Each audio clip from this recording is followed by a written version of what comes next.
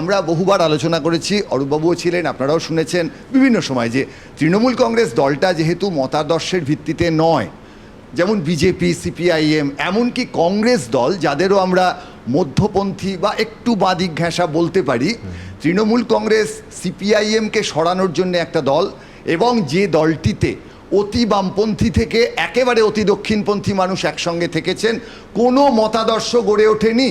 সিপিআইএমকে সরানোটা তাদের উদ্দেশ্য ছিল, সফল হয়েছে। কার রাজনৈতিক উদ্দেশ্য সফল হয়েছে? যারা বিজেপি যেমন তারা চায় বামপন্থীরা কম আসন পাক, খুব স্বাভাবিক, বামপন্থীরাও চায়।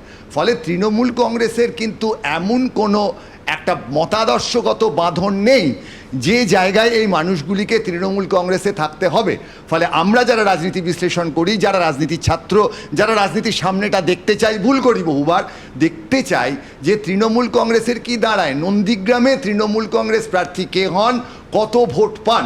ফলে প্রশ্নটা অরূপবাবু স্বরূপবাবুর চেয়ে আরও অনেক বিস্তৃত, যে তৃণমূল কংগ্রেস যদি না থাকে তাহলে এই মানুষগুলোকে সিপিএম নেবে না।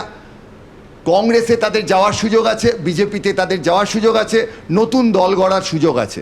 সুতরাং আমাদের কাছে আগামী দিনগুলোতে যে মূল প্রশ্নটা আসবে, যেটা ব্যক্তিগত প্রশ্ন নয়, যে প্রশ্নটা হচ্ছে যে তারা কি করছেন, এবং এক একটি ব্যক্তি মানুষ তার যে রাজনৈতিক ভাবনা তার সঙ্গে মিলেই তো দল হয়।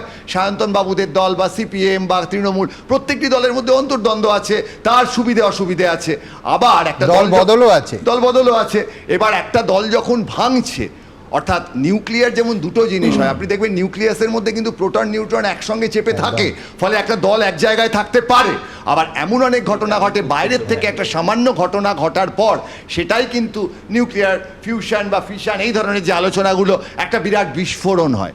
এবার তৃণমূল কংগ্রেসের ক্ষেত্রে এটা কিন্তু আমরা গেস করেছিলাম, আগামী দিনে এখন যেটা গেস করতে পারছি না, যে তৃণমূল কংগ্রেস যদি ডিসইন্টিগ্রেটেড হয় তাহলে কিভাবে কোন মানুষ বা কোন দল কোন দলে যাচ্ছেন, কোন জায়গাটা নিচ্ছেন, এমন হতে পারে আবার অরূপবাবুরা নতুন তৃণমূল কংগ্রেস রাখলেন এবং সেখানে অরূপবাবুরা নেতা হলেন। আমি আবার বলছি, অরূপবাবুটা কিন্তু একটা এক্সাম্পল মাত্র, কিন্তু সাধারণভাবে সামনের দিনে পশ্চিমবঙ্গের রাজনীতিতে ঠিক কী হতে চলেছে সেটা নির্ভর করবে তৃণমূল কংগ্রেস নেতৃত্বের ডিসইন্টিগ্রেশন। এবং শেষ কথা যেটা, সেটা হচ্ছে মতাদর্শ না থাকলেও একটা দল সৎ থাকতে পারে।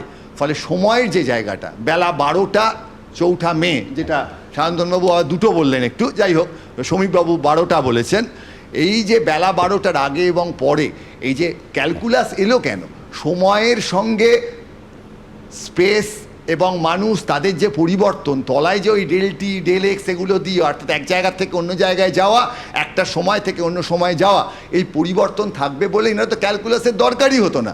ফলে এটা যেটা আমরা দেখছি, এটাকে বলে রাজনীতির কলনবিদ্যা, এবং এটা আমরা আগামী দিনে নজর রাখবো কি হতে চলেছে।